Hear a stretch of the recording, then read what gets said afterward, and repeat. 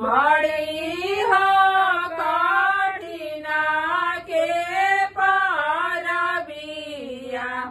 धनी मोरा लिहाली उठाय धनी मोरा लिहाली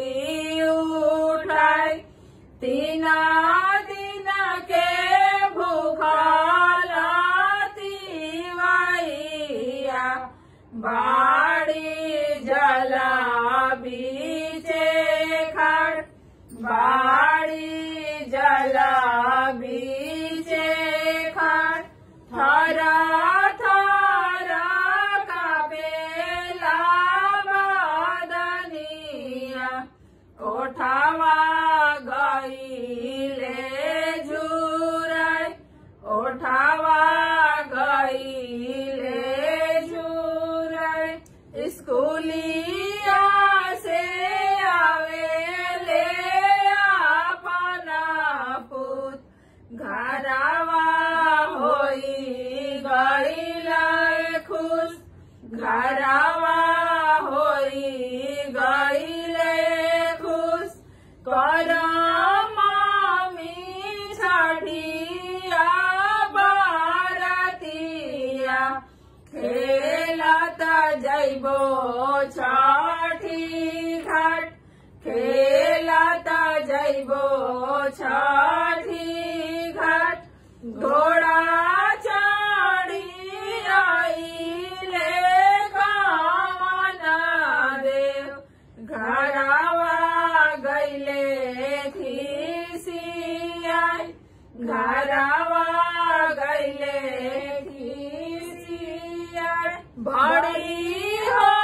कठिना के परबिया धनिया रे लिहालू उठाय बहु मोरा लिहाली उठाय तीना दिन के भूखला तिवैया बाड़ी जला बीचे खड़ बाड़ी जला बीचे खड़ थरा थरा कापेला बदनिया ओठावा गईले झुराय ओठावा गईले झुराय ऑफिसा से आवे उनकर रजाजी घरवा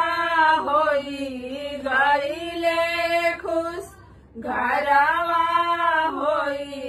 गईले खुश कराधानी छठिया बारतिया हम चलब गंगा जी के घाट हम चलब गंगा